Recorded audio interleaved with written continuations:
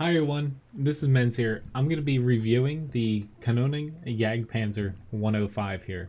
Now, this is a somewhat new Tier 8 German premium tank destroyer. Where I say somewhat new because there is currently a 90mm Kanonenjagdpanzer in the game currently. This is being treated as a new premium tank, to where they are going to be separate. One isn't going to be replaced by the other, to where hasn't been announced what they're going to do with people that own the previous version. I believe you have an option to keep it or maybe trade it in. They haven't really announced what they're going to do, so I guess stay tuned for that. I'm mainly going to be reviewing here what this new 105mm equipped version of the Kanonenjagdpanzer can really do and whether or not it's worth, picking it up. This version isn't the historical version. That's the 90mm version. This is the upgun version that was planned, but basically, I guess they deemed it not worth the effort and, kind of moved on with a different project. Before I kind of break down this tank and compare it to some other tanks, I'm going to hop in battle here. Not going to cherry pick, any basically, say, ace tanker matches or anything. I kind of like if I can basically fit into my schedule to pop into a real battle per se and kind of show all the nitty-gritty of me falling off a cliff or something while screaming. But anyway, how does this tank play? I kind of think of it as kind of the E25's big brother in a way, to where it resembles the shape and size a little bit, but it is much larger. But the play style of it is very fast. It's really nimble to where it turns really well. It's not like sluggish like some TDs that are really fast in a straight line but can't turn. And, more or less has good camouflage. The V range isn't all too bad. To where the gun is also, to me, a lot better than the E25's for its tier. But it does have full matchmaking. So, when it comes down to it, like, if you like certain tanks like this, this tank's going to be pretty interesting, and it might pique your interest. To where, on a map like this, I could sit near the base where the E25 is. I'm going to take a risk and push out, and hopefully not get already to death. I will note, though, I say it all the time on my live streams, I am absolutely 150% terrible at tanks like this. So, get ready to watch some really interesting gameplay sometimes. I get myself into some trouble. Where, since I'm going to be, after this battle, breaking down this compared to other tanks, and just kind of, playing the fight here and kind of mentioning little things here or there. One thing to note about this tank that the standard Kanonenjagdpanzer struggles with too is crew training. It only has 4 crew members, much like the E25, the Scorpion G, the Stereo Waffle Trager at tier 7, where they only have 4 crew members, to where a lot of German TDs, mostly tier 7 and up, but there are some around that tier that have 4.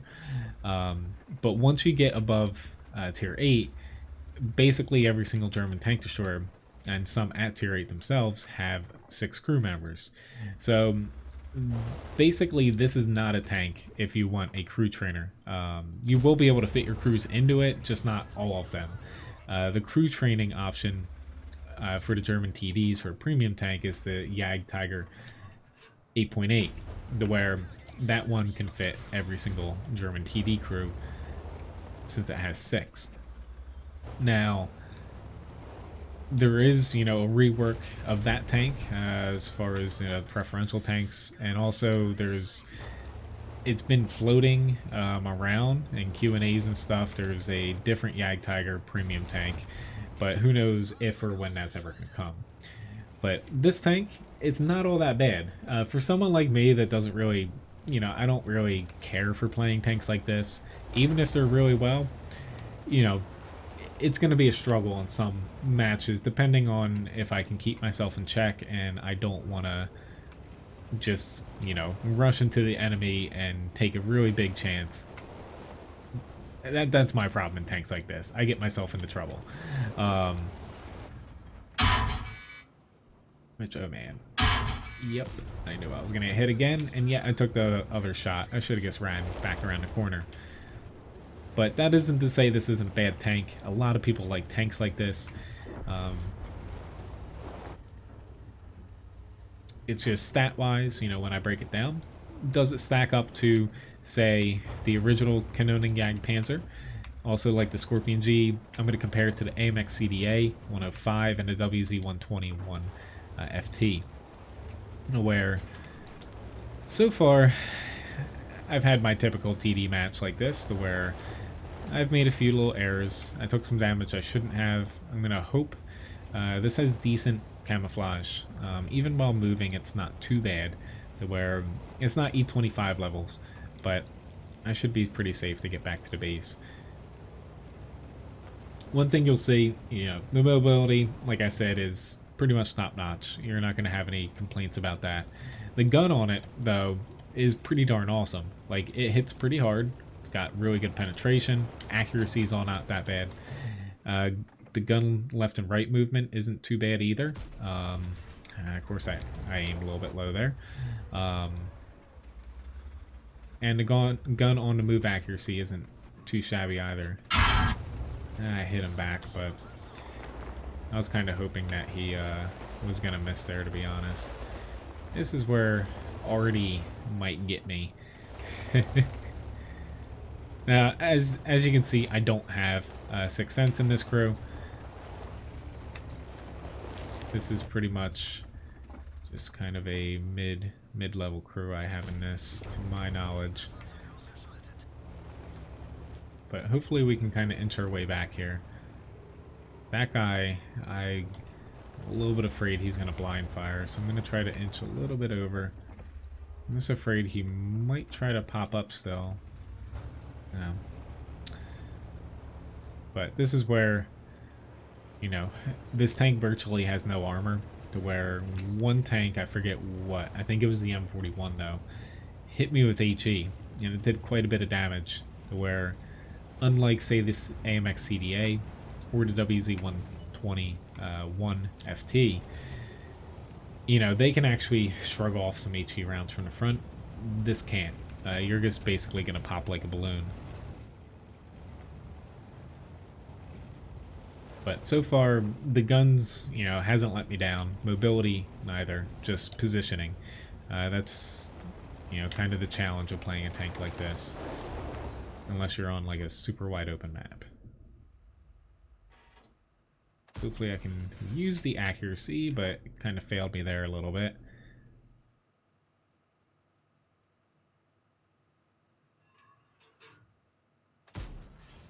Come on now. That little hill is out to get me.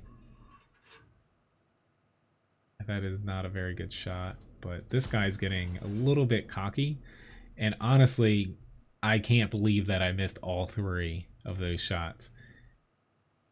Oh, I'm gonna chuck one. Nope, didn't pen him.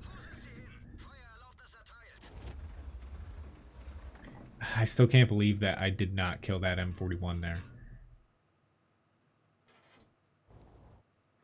It's just we just lost our IS.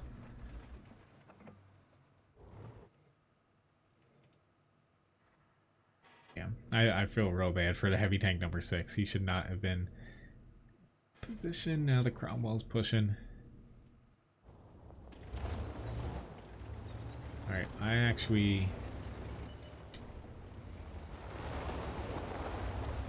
a little scared that I'm going to get spotted from over here, to be honest. But I'm going to try to reposition here.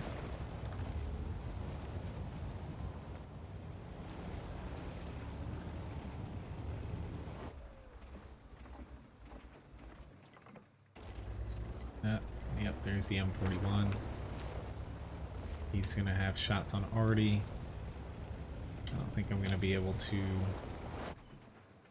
help in time, obviously. Whew. Fourth time's the charm. Isn't that how it goes? I am spotted. I'm taking a major risk, especially with these tank traps. But we got him out. I'm hoping this SU-122-44, since he has full HP, is able to hold out up there. I have no idea where this T-28 TD went. He's going to be kind of the wild card. But when you see these things kind of out in the wild, because you don't see many of the 90mm Kanonenjagdpanzers out there, think E25 at tier 8. This thing, though, you do have to be really careful about its gun. You know, this thing can penetrate pretty much anything it comes across. You know, tier 9s and 10s, even like heavily armored stuff, it's going to need heat at longer ranges. But the guns, it's solid. Like, it doesn't hit as hard as, say, a Scorpion G, but it doesn't need to sometimes, just given how the gun, it just feels awesome. Oh, why are you pushing? That was not the thing to do right there.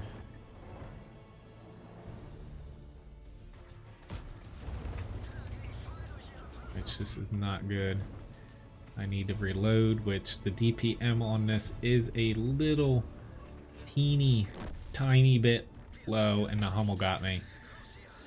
I stayed there a little too long. I should have ran in. I was hesitant to do that though, because I knew if I ran in, D25 was just going to be able to pop me if I didn't land my shot. So well, ended up dying from Artie, so I guess even though this isn't my live stream, I'll finish out the review with my Artie Magnet helmet. That tank is going to get hit up pretty hard by SPGs. So anyway, since this is a review, I'm going to pop out here. I still ended up with a good amount of damage, 5 kills, but at the end of the day, tanks like that struggle with, if you make a few mistakes, which I took probably like 3 shots earlier in the match, I shouldn't have. I stink at tanks like that. It's going to come back to bite you in those tanks more so than if you had a little bit of armor going for you.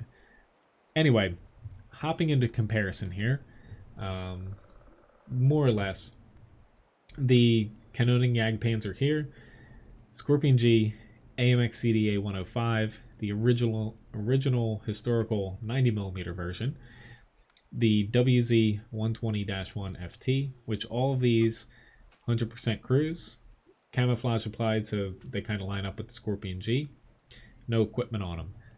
Just, you know, I didn't want to do it because some people use different equipment. So doing basically a overview of these tanks, but specifically this one here. 390 damage isn't the best out of this comparison, isn't the worst. The original 90mm Kanonenjagdpanzer, of course, 150 less damage per shot, it's pretty bad. Scorpion G is the highest at 490, then the WZ 120-1, and the CDA is the same. So one difference you'll see outside of the Alpha, which is really important, like the Scorpion G, that thing's pretty scary. Like even 9s and 10s, you don't want to get hit by one. Penetration. This is the best penetration out of them by a pretty decent margin. Like the CDA is just a little bit behind. Scorpion G though, 22mm. It's pretty noticeable. Even the WZ 120 at 20, that again, noticeable. The premium shell as well, 330mm heat shell, so not as good as APCR in some ways, but 330 is pretty darn good. To where, like, stacking up against the Scorpion G, that is 311. To where Scorpion G is firing premium rounds, everybody hates those little buggers. And basically that trend stays the same, where it has better pen on its premium round, which pretty decent match there. High caliber, master bed second class, blah blah blah blah. Has better premium pen and penetration in general than any other tank in this comparison here. That's kind of one of its main strengths. Looking at the gun traverse, that doesn't matter too much. The Scorpion G has a turret, so that kind of, you know, it's not that big of a deal because the guns don't move too much on these tanks, but this does have the highest kind of wiggle room when it comes to the limits at 15 degrees compared to 10 on the WZ-120. The CDA, Scorpion again has the turret. Gun depression is decent, -8, to where it can kind of work off of some small bumps, to where you can kind of see off of the picture. It does have a bit of superstructure, I guess you can say, over the gun to where, or I guess you can just say hull over the gun, to where, you know, poking over a little bump, you're still going to be able to get shot pretty easily, but it's not a hindrance. Like, if it was like -6, this tank would be really annoying to play. So, gun depression is decent. Aiming time's the best, 1.73. You know, the thing basically doesn't need to aim in, even while you're fully moving. By the time you, like, reorient yourself when you stop, you're already fully aimed in. It's that good. Dispersion, 0.31. Not too bad, to where it's not as good as the Scorpion G again. AMX CDA 105, much better than the WZ 120. 0.31, nothing to scoff at though, to where, you know, the difference between 0.31 and 0.29 isn't that big. They're all really accurate. One big thing though, that I kind of noted, your DPM, low over 2,000 here, to where you'll notice lowest out of all these, and like comparing to the WZ 121, that thing has 776 more DPM than the Kanonenjagdpanzer 105. That's pretty massive. You know, basically, you know, 2 shots worth. To where Scorpion G has like 1 shot over it, and you know, CDA is basically the smallest gap there. To where your DPM, it's not terrible, but it is a little low, especially when you factor in your hit points. You know, 1,000 hit points, you know, somewhat questionable DPM, to where coming up against, say, any other of these tanks, unless like they miss a shot or 2, like you're gonna be struggling to keep up, to where even though your gun's awesome, you know, 390 damage, really good pen, you need to land your shots because your DPM's already somewhat low as it is, because your Menz is like a mid-range, long-range support tank. The where, talking about, you know, the gun and stuff again, the where comparing the DPM between the Kanonenjagdpanzer 105 and the 90, you'll notice that has more DPM. But one thing to note on that is less damage per shot in the 90mm, and penetration is honestly terrible, especially when you factor in its heat shell only has 250mm of pen. The standard at 238, so there's a reason why they're coming out with the 105 here, since they didn't want to change the historical aspect of the original 90mm one. Survivability though, as noted, HP is a little low. It's not as low as the CDAs, but the CDA has a little bit of armor. Like the WZ 120, both of those tanks can kind of bounce tier 6s sometimes, especially like lights and mediums, or like lucky shots from like 7s if they have bad guns on them. But all of these tanks, you don't really want to rely on the armor. Like the Scorpion G, Kanonenjagdpanzers, like you're not going to bounce anything. HE can pen you in some spots, especially the rear, and like the sides are somewhat flat. The front might, you know, some things might struggle a little bit with penning you, depending on the HE round, but you know, they still don't really have any armor. So it's kind of a wash, but it is definitely worse than the CDA and the WZ 120. Now, one big difference you'll notice between Kanonenjagdpanzer 105 and basically the 90mm version as well, because they're the same outside of the gun. The mobility on these tanks, it's awesome. It's E25-like levels in a way, to where specific power is nice on these tanks, to where one thing you'll note, like Scorpion G is a little bit behind WZ 120 as well. You know, they're noticeably slower than both Kanonenjagdpanzers. The AMX CDA 105, you'll notice, just blows everything out of the water with nearly 27 specific power. The one caveat with that is you can't see in the client terrain resistant values. The Kanonenjagdpanzer 105 has the lowest out of this comparison for all these tanks on soft, hard, you know, moderate ground, to where the AMX CDA 105 has double the terrain resistance as the Kanonenjagdpanzer 105. That's pretty massive, to where that tank, not only does it has terrain resistance going against it, it also has a much lower traverse speed So the CDA can kind of go fast in a straight line, a little bit sluggish to get up to there, but it absolutely cannot turn at all. And going in like soft ground, say like swampy areas, stuff like that, it does impact the mobility a ton. The Kanonenjagdpanzer 105 gets a moderate kind of debuff going like in swamps and stuff, but this thing still zips through everywhere. It can turn really well with nearly 48 degrees per second traverse speed. That's awesome for a TD this fast. Where no mobility is basically the main or the main strength of this tank. Where the 90mm, the gun pulled that down to where it had the mobility, but the gun pulled it down against armored targets. The 105mm version doesn't have the gun pulling it down, outside of the little knock on DPM that it has. Going to concealment basically the best, just barely over the WZ-120, but a little bit noticeable in this against the CDA, much better than the Scorpion Gs. To where the camouflage is awesome on this tank. To where when you fire, of course you lose, your camouflage there, but even while moving, 18% while moving, that's not too bad. To where the camouflage, it's pretty nice on this when you factor in the mobility on it and the somewhat compact size, basically comparing it to the E25 again. So when it comes, last but not least, view range, WZ beats them out by 20 meters, not millimeters. But all in all, view range, it's not great, it's not bad. To where if you put optics on it, because you're going to be moving around a lot in this tank, I wouldn't recommend binocs.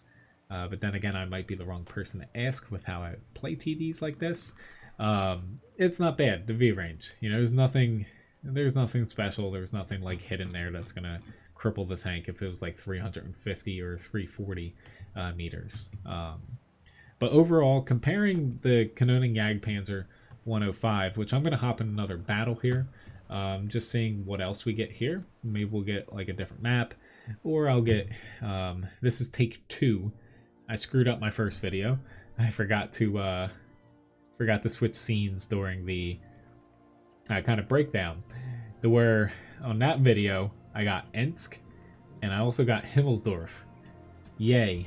Where this one I got a little bit better luck here. But anyway, is this tank worth picking up when you compare it to, say, stat-wise against those other tanks I mentioned and also compared it to? Personally, I think if you like fast, like mid-range, like support TDs and stuff, this is not a bad pickup. The main strikes against this tank: low DPM, low armor. The durability with the HP comes with being a TD anyway, but basically it's the low DPM and also the armor. Where all the other stats of this tank stacked up against, whether it's just those ones that I picked there because they're the closest comparison, or other tier 8 TDs or tier 8 tanks in general, it's a pretty darn good tank. Like, there's not too much to hate about it. It mainly comes down to whether or not you like playing this type of tank. That's the main thing that you have to ask yourself, because, like, I can't stress enough when it comes to crew training. Like, if you already own a Scorpion G, you already own the 90mm Kanonenjagdpanzer, you have like a Jagdtiger 8.8, this is not going to be something that you pick up because it's a better crew trainer. It can't fit a lot of high-tier German TD crews, and, it's kind of unfortunate that it doesn't provide better crew training. So that's the one thing to where you're basically buying this, unless you're training just partially some of your crews, which there's nothing wrong with that. You're buying this for how this tank plays, and you have to like this type of tank. Where, since this isn't exactly the class that I gravitate towards, like, personally, I probably wouldn't pick this up myself just because I already have a Scorpion G and also a Jagdtiger 8.8. But that's just coming from, there's no reason for me to get it for crew training, and, the tank's good, but it's nothing that reinvents the wheel, Which that not Scorpion, Lorraine 40T got me here. Now I need to run. This is where, case in point, this is why I probably wouldn't pick this up, is I am absolutely god-awful in TDs like this, because for those of you that are watching this, that watch my stream, I have so many battles like this, that where I get a little bit impatient. I'm like, okay, you know, the enemy, they might be over here, they're sitting like further back. So I push up, and surprise, we're all gonna kill you. Happens to me all the time. But, you know, hopefully you guys enjoyed this different take on a review, that where, you know, a lot of this comes down to, like, I have some pretty strict time constraints when it comes to being able to do stuff like this, but I like showing kind of real gameplay a lot of times. But, you know, when it comes down to, like, is this a buy, is it not, it does just come down to, A, do you already have like a Scorpion G? If you do, like, this does play a lot differently than it, but the crew training aspect, virtually the same. Credit making, I would say, will be somewhat similar compared to the two, just because both are going to deal damage. This will, you know, does less damage per shot, but both are basically damage dealers. And you don't need a lot of premium ammunition on either, albeit this, a lot of people use premium on the Scorpion G to get the better shell velocity. You don't need that on the Kanonenjagdpanzer here. Basically, you know, this tank, again, the only huge knock I could find against this, like, of course it has low armor, but the only, like, you know, stat that stands out that's low for, you know, just basically balancing reasons is that DPM, the where, just do note it does have low DPM, but it doesn't hold it back much, given it's got the damage per shot, it's got penetration, it's got accuracy, shell velocity is not bad, and the mobility and camouflage are awesome. So it's basically a tier 8, again, E25 that's actually balanced, because it loses camouflage a little bit more so than the E25 while moving, and especially while shooting. And of course it's a little larger. But anyway, again, hopefully you guys enjoyed this video. You know, I had fun dying for Artie during one of these videos. I guess I always have to wear this helmet. I'm going to hold myself to it. But, you know, hopefully this helps you kind of decide whether or not it's worth picking this tank up. Like, again, basically base it off of whether or not you think you're going to like playing this. If you like playing the E25, you're going to love this tank.